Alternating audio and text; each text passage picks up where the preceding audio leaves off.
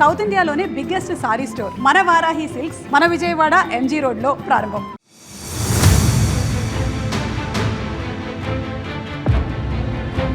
Welcome to ITM news. This is Pavan. So వారసిగూడలో జరిగిన దారుణమైన సంఘటన మీ అందరికీ తెలిసిందే. అతి కిరాతకంగా ఉమాశంకర్ అనే వ్యక్తి పవిత్రని అతి కిరాతకంగా చంపడం జరిగింది. ఇంట్లోకి వెళ్ళి అందరూ పబ్లిక్ అంతా ఉండగానే, వాళ్ళ రిలేటివ్స్ ఉండగానే అతి కిరాతకంగా చంపినాడు. సో దీనికి సంబంధించిన కారణాలు ఏంటి, అసలు ఎందుకు చంపాడు అంటే, వాళ్ళిద్దరికి గతంలోనే పెళ్లి సంబంధం కుదిరింది, పెళ్లి చేసుకుంటా అన్నాడు. ఆ తర్వాత ఇతని బిహేవియర్ నచ్చకపోవడంతో ప్రతిదీ చెప్పి చేయడము, టార్చర్ చేయడము, ఇష్టానుసారంగా బిహేవ్ చేయడము, తాగడము, మందుకు బానిసవ్వడము, ఇష్టానుసారంగా చెడాట్లకు బానిసవ్వడంతో వాళ్ళిద్దరి మధ్య అయితే గొడవలు అయితే జరుగుతున్నవి. సో ఒక రోజు చెప్పకుండా వీళ్ళైతే ఫ్యామిలీతో టెంపుల్కి వెళ్ళారంట. పవిత్ర అనే అమ్మాయి టెంపుల్కి వెళ్తే, టెంపుల్కి వెళ్ళి వచ్చిన తర్వాత విజయవాడ ఇక్కడ టెంపుల్కి వెళ్ళి వచ్చిన తర్వాత ఫోన్ చేసి, నాకు చెప్పకుండా ఎందుకు వెళ్ళారు, ఎక్కడికి వెళ్ళావు అని చెప్పేసి ఇద్దరి మధ్యలో ఫోన్లో అయితే గొడవ జరిగింది. సో నేను నా పేరెంట్స్తోనే వెళ్ళాను, నేను ఎందుకు చెప్పాలి నీకు, ప్రతిదీ ఇలా టార్చర్ పెడుతున్నావు, నేను బయటతో వెళ్ళాను, నన్ను ఎందుకు ఇలా చేస్తున్నావు, నేను అసలు నేను పెళ్లి కూడా చేసుకోను, పెళ్లికి ముందే ఈ విధంగా చేస్తే పెళ్లి తర్వాత ఎలా ఉంటుంది అని చెప్పేసి తను ఫోన్లో అతనికి చెప్పడం జరిగింది. చెప్పిన తర్వాత అతనికి బాగా కోపం వచ్చేసి వెంటనే నేను డైరెక్ట్గా నీతో మాట్లాడాలి అని చెప్పేసి వాళ్ళతో మాట్లాడి ఇంటికి వచ్చి, వాళ్ళందరూ ఉండగానే చుట్టాలు, వాళ్ళ వదిన, వాళ్ళ మేనత్త వాళ్ళందరూ ఉన్నారంట. వాళ్ళన్న ఇంట్లో లేని సమయంలో చూసి, సో అతడు వచ్చేటప్పుడే వచ్చి వాళ్ళ వదినతో కూడా మాట్లాడాడంటే, నేను 2 నిమిషాలు మాట్లాడి వెళ్ళిపోతా అని చెప్పిన తర్వాత వచ్చి మాట్లాడుతుండగానే తను ఇదే చెప్పింది, నువ్వు నాకు ఇష్టం లేదు, ఈ విధంగా చేస్తున్నావు అని చెప్పడంతో వెంటనే కత్తి తీసుకొని ఇష్టానుసారంగా పొడిసి అతనైతే ఆ పాపనైతే చంపడం జరిగింది. సో ఇప్పుడు ప్రస్తుతం మనం గాంధీ హాస్పిటల్లోని మార్చరీ దగ్గర అయితే ఉన్నాము. మృతదేహాన్ని అయితే తీసుకొని వచ్చారు, పోస్ట్ మార్టం జరుగుతుంది.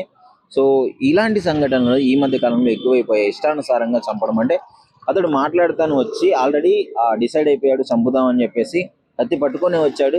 సో వచ్చేసి ఇష్టానుసారంగా పొడిచి అయితే పారిపోవడం జరిగింది. వాళ్ళ అన్న ఇంట్లో లేరు, వాళ్ళ మేనత్త వాళ్ళందరూ పాపం ఏం చేయలేని పరిస్థితి, చంపేసి వెళ్ళిపోవడం జరిగింది. సో ఈ విధంగా అంటే పెళ్లి ఇష్టం లేదన్న ఒక కారణంతో ఇష్టం వచ్చినట్టు చంపేసి అయితే వెళ్ళిపోయినాడు. ఒకసారి వారసిగూడలోని ఆ ఇంటి దగ్గరికి వెళ్ళి అక్కడ ఏంటి పరిస్థితులు ఎలా ఉన్నాయని కూడా మీకు క్లియర్ గా చెప్పే ప్రయత్నం అయితే చేస్తాము.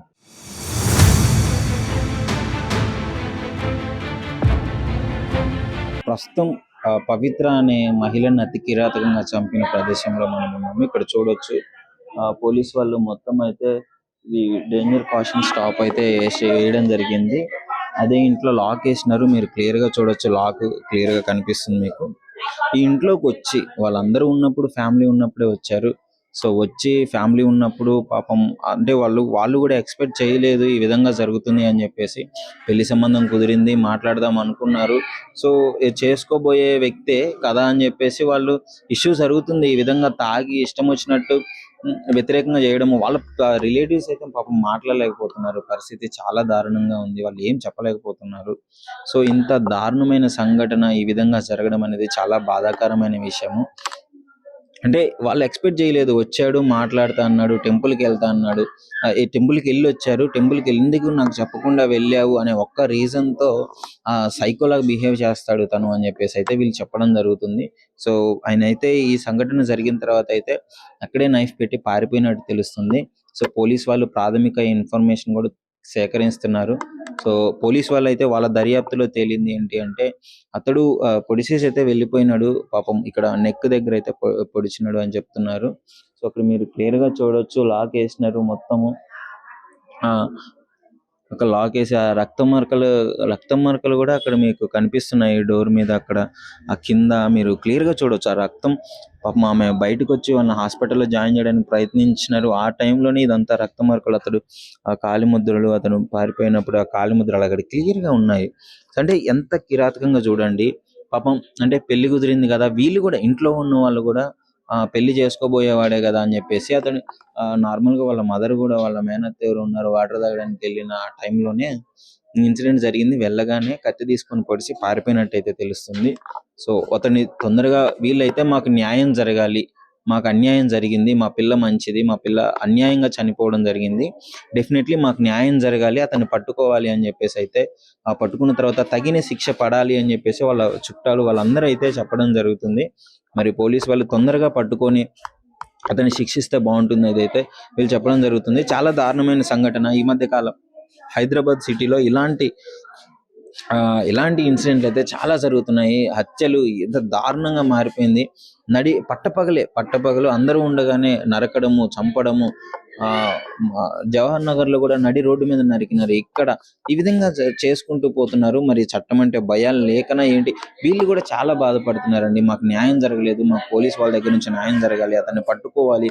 సైకోలాగా బిహేవ్ చేస్తున్నాడు, అతను తాగుతాడు, తను వద్దు, నువ్వు ఇలా చేస్తే నాకు వద్దు అన్న ఒక కారణంతో ఎవరు లేని టైంలో వచ్చి అంటే వాళ్ళ ఉన్నప్పుడే వాళ్ళని బయటికి వాళ్ళ అమ్మ వాటర్కి వెళ్ళగానే పోయి చంపినాడు అని చెప్తున్నారు. సో ఈ ఇన్సిడెంట్లు ఈ విధంగా జరుగుతున్నాయి. ఎందుకు ఈ విధంగా జరుగుతుంది, ఈ మధ్య కాలంలో ఈ విధంగా ఎందుకు చేస్తున్నారు అనే విషయాన్ని అయితే మీరు ఎందుకు అనుకుంటున్నారో కామెంట్ రూపంలో అయితే తెలియజేయండి. సో ప్రస్తుతం మనం అయితే వారసిగూడలోని ఇన్సిడెంట్ ఎక్కడ జరిగిందో అక్కడే ఉన్నాము. ఇంట్లోనే ఇన్సిడెంట్ జరిగింది. ఇక్కడ స్థానికులు అయితే ఉన్నారు. సో ఒకసారి వాళ్ళని ఏమన్నా అడిగే ప్రయత్నం చేద్దాము. ఏంటమ్మా ఇంటి దగ్గరకు వచ్చి పాపం పిల్లని చంపే అంత కిరాతకంగా? నాన్న వెళ్ళిపోండు పనికి, తల్లి పిల్ల ముగ్గురు ఉన్నారట ఇంట్లో.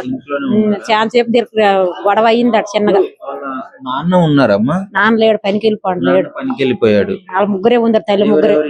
ఆ చెల్లి వాళ్ళ అమ్మ పిల్ల ఇప్పుడు చెల్లి వాళ్ళ అమ్మ ముగ్గురు ఉందరట. ఉందట చాలా సేపు ఘర్షణ అయ్యిందట. మాటకాడు పడ్డారట. పడిన తర్వాత ఆమె నీళ్ళు తాగుతానని నోరు ఎండుతుందని నీళ్ళు తాగుతానని కిచెన్ లోకి వెళ్ళిందట వాళ్ళ మమ్మీ. వెళ్ళినాక బెడ్రూమ్ లోట ఆ పిల్ల మంచం మీద కూర్చోయి అన్నట. ఆడు కూడా పక్కన ఉన్నాడంట, చిన్న పాప కూడా పక్కన కూర్చోయి అన్నాడు. ఇక్కడ సాకుతోనే పొడిచేసి పారిపోండంట. ఆ పిల్ల పడిపోగానే ఆ మమ్మీ అమ్మ పాప అక్క పడిపోయిందని చిన్న పాప కేకేసింది వాళ్ళ అమ్మకి, కిచెన్ లో ఉందని. ఆమె వచ్చినప్పటికి ఈడు పారిపోండంట. ఆమె గిలగిల కొట్టుకోందంట. మరి ఇంకేం ఇక్కడ ఈ తినక పొడిచోండంట. నేను కూడా లేను, అదే ఫోటోలు వీడియోలోట ఉంది. ఇక్కడ ఈ తినం గాయం పెట్టాడు. ఆ సాగు కూడా అక్కడే పడేయండంట. సెల్ ఉంచాడు, బండి కూడా ఉంచినాడట. వెళ్ళిపోండు అక్కడ పారిపోయి. దొరకలేదు అంటారు. మరి ఏం దొరికింది మరి చెప్పరా? దొరకలేదట.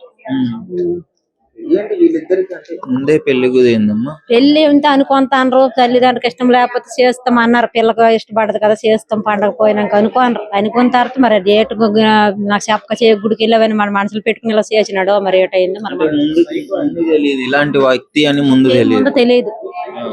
ఇంతకు ముందు వాళ్ళ నాన్న కొట్టాడట, మా పిల్ల జోలికి రాకు, మా పిల్ల ఇదికి రాకు అని. దగ్గరోడే అక్కడ దగ్గరోడు అంటే పిన్నమ్మ పెద్దమ్మ పిల్లలు అనమాట. వాళ్ళ అమ్మ పిల్లోడు.